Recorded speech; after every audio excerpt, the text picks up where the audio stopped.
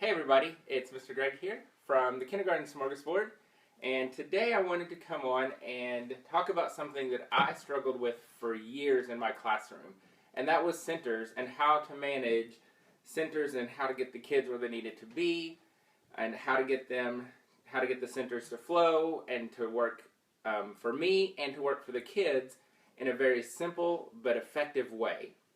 And so today I'm going to show you something that I learned about when I taught second grade, and I used in my second grade classroom for a couple of years, and then when I moved to kindergarten, I brought the idea with me, and it has worked so well in kindergarten. I've used it now for 8 years in my kindergarten classroom, and it just makes center management so much easier and simple for me and the kids. So it's very teacher friendly, and it's very kid friendly, and that's important because we want center time to be something that our kids can do very independently, so that we're free to do our guided reading groups, our small groups, work one-on-one, help out in centers, but it needs to be, our center management needs to give us teacher freedom so that we can do the things that we need to do. So the solution that I use in my classroom is a center wheel. It's a color-coded system. It's a very visual system, which is perfect for kindergartners, and so it's very easy for them to understand and use, and it makes it very easy for me. So today I'm going to show you how to create a center wheel for your classroom. So you're going to need some poster board, just regular white poster board. You're going to need some colored paper, and the colored paper needs to be, you need to have the same number of colors that you have as groups. So I have 4 groups for my literacy centers, so I have 4 different colors of paper.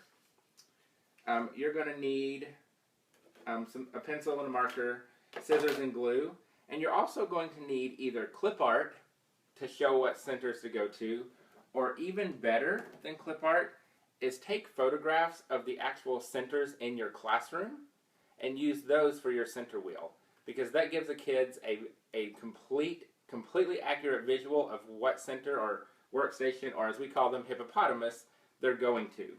So I just snapped some pictures of our tubs. I did our math centers also, because I want to redo our math center wheel. So I just have some very simple, crude photographs, nothing fancy. Right there, room baskets that are hanging on our wall. Our read to sell for classroom library. And computers for technology. So those are your supplies. So to make the center wheel, you're actually going to make 2 circles, a big one and a smaller one. And so you might have seen this if you've watched submissions for Smorgy Live. I was struggling with our circle maps for ABC Boot Camp, and my friend Ashton actually told me about this solution to draw perfect circles. It's a paint stick, and the mister just drew some holes in the paint sticks, or in the paint stick, and those you use to make your circles. So you put your anchor here, so a pencil or a pen to hold the paint stick, and then all these circles are your holes are your different size circles. So we're going to start with our big circle, and so I'm actually going to do it with a Sharpie. You can do it with a pencil and then go back over it, but I'm going to do it with a Sharpie so it'll be easy to see. So like I said, I want the big circle, and again, this doesn't have to be perfect because we're going to cut it out. So you put your pencil at the end of the paint stick. The Sharpie goes in the hole for your circle, and I'm going with the biggest circle. And that Sharpie doesn't want to work today, so we'll switch. Alright, so here we go. Get your perfect circle. Alright, so there's our circle. So we have one big circle. And then you're on your second piece of poster board, you're going to draw and make a smaller circle. So we'll do the same thing, put my anchor at the end. Let's see, let's go with this circle.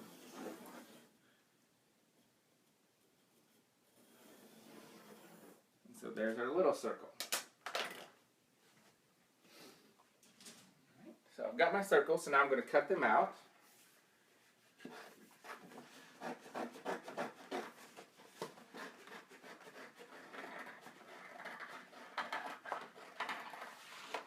If you have more than 4 groups, if you have 5 groups or 6 groups, just remember that you're going to want enough different colors of paper so you have enough for all of your groups. So if you have 5 groups, you're going to want 5 different colors. 6 groups, you're going to want 6 different colors.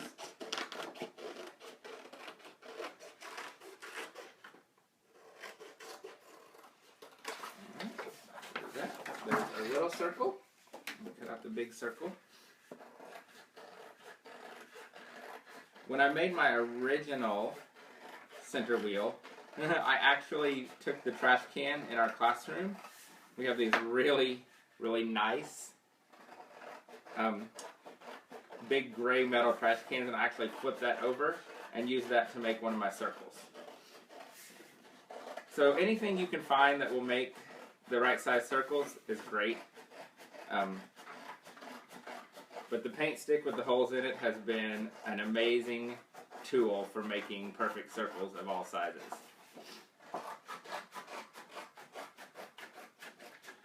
Alright, so now I've got my 2 circles. So they're going to look something like this when they're done. Alright, now, let's get rid of this big one, get it out of the way for now. And I'm kind of trying to monitor Facebook to see if I can see any questions, and the mister is also helping out. So if you have questions, be sure to ask so we can address those. So here is the little circle. This is going to be the part of the center wheel that's color-coded to show the kids what center or workstation they go to. And so, since I have 4 groups, I need it divided into 4 sections. So the easiest way for me to do that is I'm just going to fold it a little bit. So it's divided into 4 sections. They're not going to be totally perfect, and I'm okay with that, but they're close. So there are my 4 sections. So now what I'm going to do is I'm going to take my colors of paper, and I'm going to glue them onto those sections. So it's going to look something like this.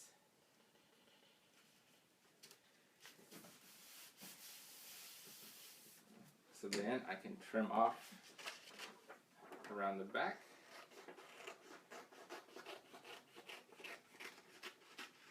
So there's one.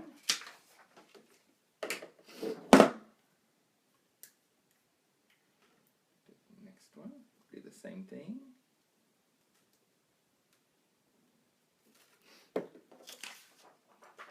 And it really doesn't matter what order the colors go in, because the wheel will spin, and so you're able to adjust who goes to what center. So the color of the paper on the wheels is not an issue.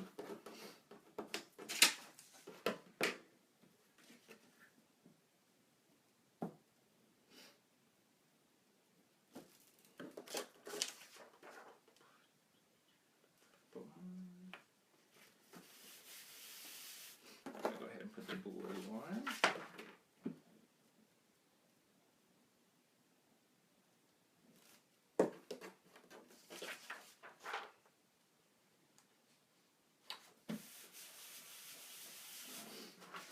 Those trimmed off.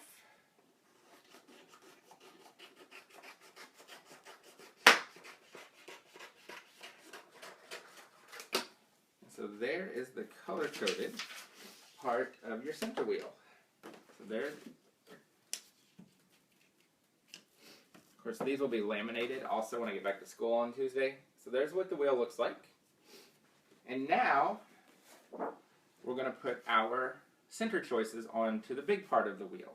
So I want to try to get this as centered as possible, and I want the big part of the wheel also divided. So here's what we're going to do. So I'm going to get this, again, it's not perfect. I'm going to do it as close as I can. And I'm going to mark it off.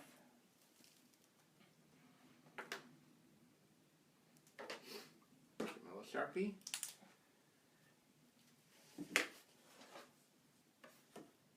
I'm going to use my paint stick for a nice straight line, but again, it doesn't have to be perfect.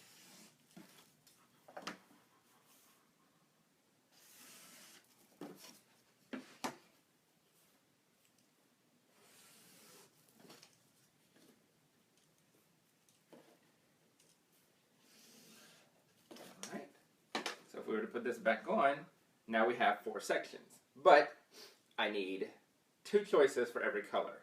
So what I'm going to do is I'm going to spin that wheel a little bit so that those lines are kind of in the middle of those sections.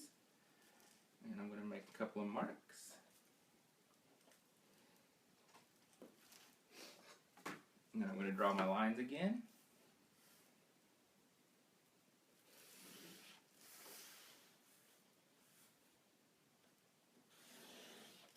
Again, that's not perfect. And that's totally okay, because they don't need to be perfect. Alright, so there's what your big wheel should look like. And again, this might look a little different depending on how many choices you have in your classroom for centers. So this gives me 2 choices for each group.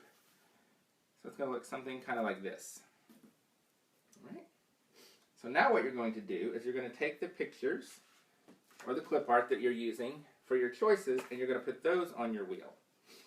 So I'm going to start with my tubs. Now, of course, these are going to be too big. So I want to trim them down just a little bit. And see if we can get them to fit. I'm going to glue this one on. So there's one. And I'm going to kind of keep this on here because I kind of want to keep track of where the groups are going and what activities they can go to. So for this one, we're going to do read to self. Get this one trimmed down a little bit. And I actually used a picture of the bookshelf that is in our classroom library, because that's what the kids choose books from until we learn how to use our classroom library and our system for putting everything back. All right. So there are 2 choices. So now we can do our computers. I'm going to take a picture of the computer.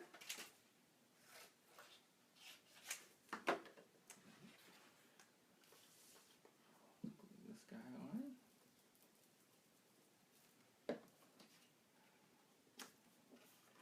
Now, what you're going to notice is that I'm going to have tubs as a choice for a lot of the groups because there's a lot of choices in the tubs, and so there's a lot of engagement and a lot of opportunities for them to work and learn and not run out of stuff to do and not get bored, which eliminates behavior problems.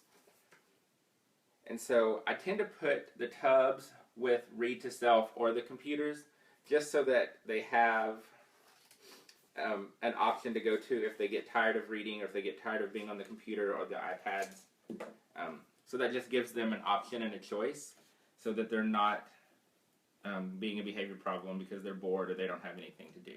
So put this guy over here.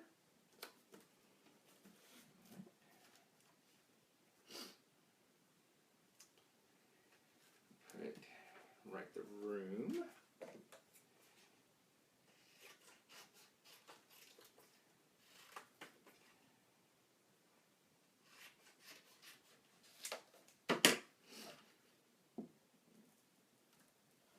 Now you will notice that I am not included on the center wheel because I want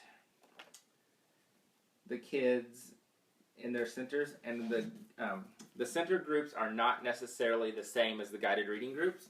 And so when I need a guided reading group, I just call the kids by name for that group.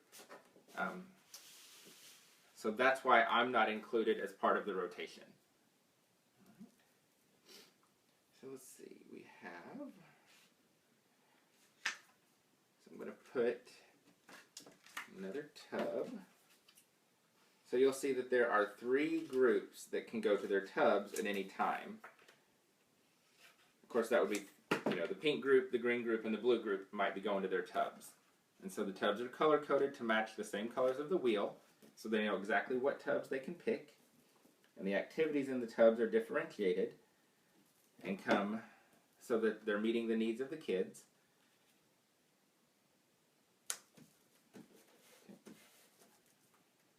So we have, I'm going to put on another computer.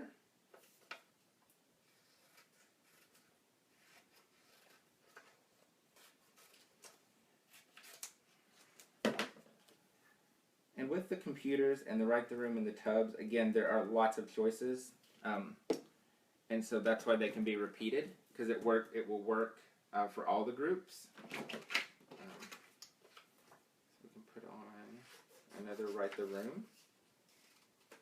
So you can have 2 or 3 groups going to right the room or computers or the tubs, because it's differentiated and there are lots of choices, so everybody can be working. So here is what it looks like with all of their choices. And so that is a center wheel. So what I'll do when I get back to school is, on Tuesday, is each piece will be laminated separately, and then I'll poke a hole in each piece, and I'll use a brass brad to put the wheel together. And so the way it works is I only spin the wheel once a day. So we do not clean up and rotate centers every so often. We stay in our same center choices for the entire center time.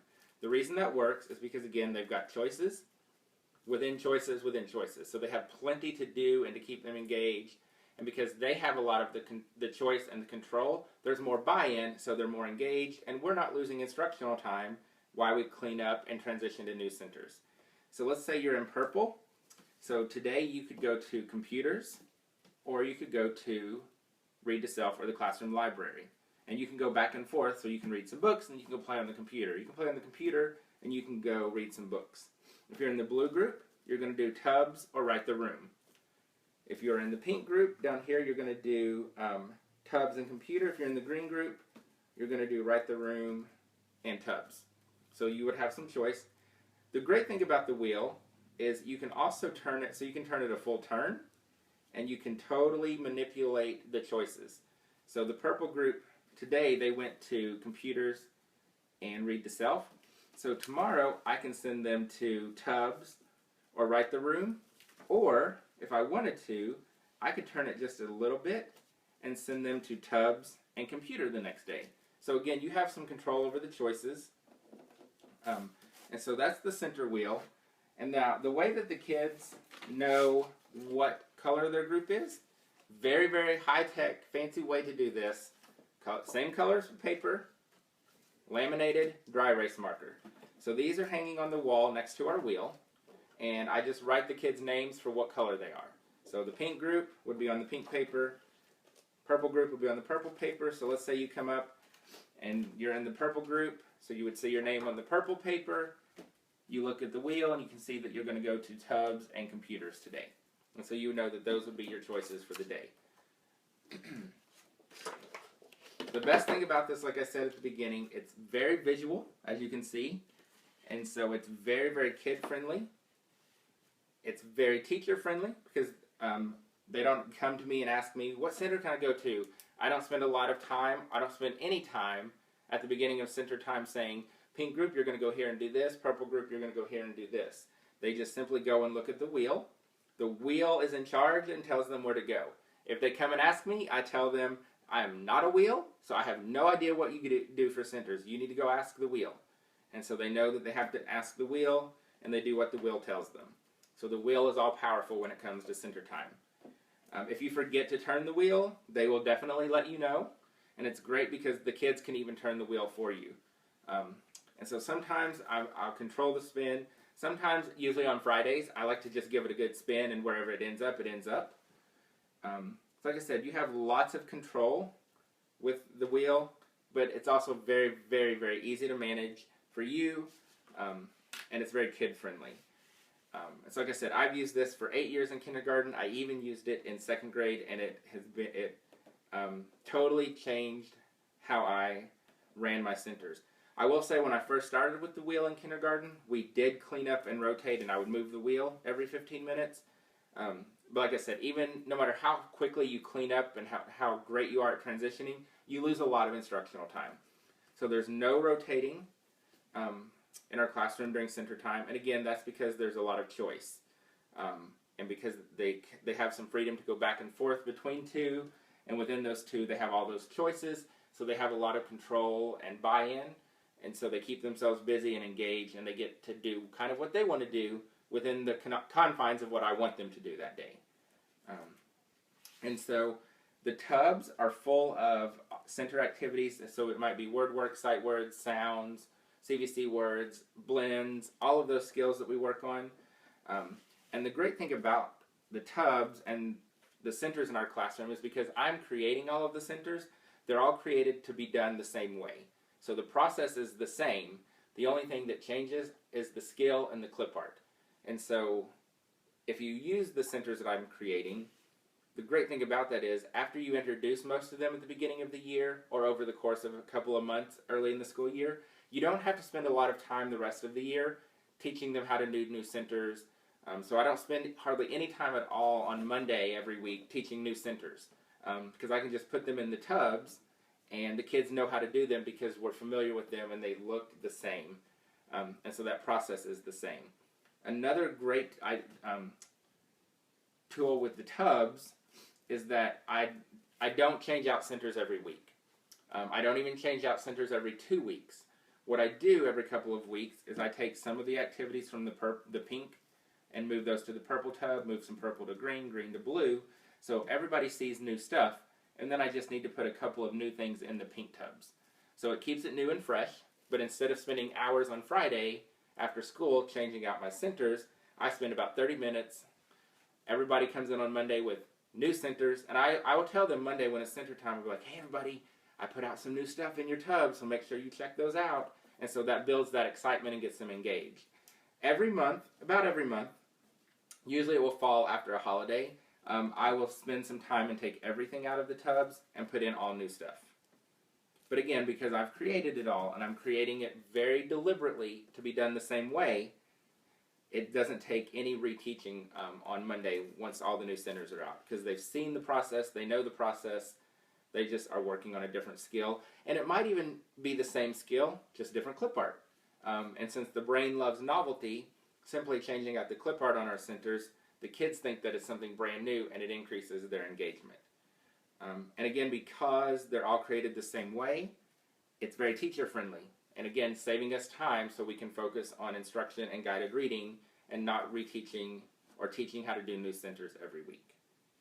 So that's a quick rundown of how centers work in our classroom. That's how we make our center wheel, and that's how everything runs smoothly. So usually I tell people to look for the pumpkins. So about October, everything is in place. This is up and running. And everybody kind of understands how it works and what to do. Of course, even in October, I'll still have a couple who don't quite get it, and we keep working through that. But by October, all of our stuff is up and running, everything is in place, and centers are going smoothly. So that's the center wheel that we use. I have several videos on YouTube and several blog posts on the kindergartensmorgasbord.com that will give you a lot more detail and insight into the actual center management and how it works and how I run my center, so you can check those out. And if you want even more information, and if you want to spend the day with me, come to our one-day conference in October, a Smorgasbord of Teaching. It's Saturday, October 29th, here in Nashville. It features myself and Debbie Clement. Debbie Clement will be kicking off the day with music and dancing and a lot of fun and high energy. And then the rest of the day I'm going to be sharing reading strategies and ideas and resources, math strategies, ideas and resources, and I'll be doing a lot of talking about centers. And at the end of the day we'll do a make and take, and so you will actually leave the conference with a complete math center activity that you can put into your classroom on Monday when you get back to school. So go to the kindergartensmorgasbord.com, click on register now, and you'll get all of the information about the conference, and you can sign up. We would love to have everybody. It's Saturday, October 29th. It's in downtown Nashville at our new convention center, the Music City Center. And if you register before September 15th and pay your registration fee, you're entered into a drawing for the Debbie Smedley Memorial Scholarship. And so one person will have their paid registration refunded in honor of my mom, and so that person will get to come to our conference for free. So definitely check that out. get signed up. We would love to have everybody. What grades does it cover? It'll cover pre-K through second at the conference. And ELL. I have most of my kids are ELL students, so I have a lot of EL-friendly strategies. So I hope to see all of you at our conference in October.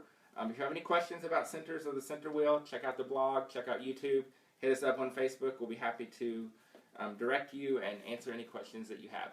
All right, thanks for watching, everybody. Bye.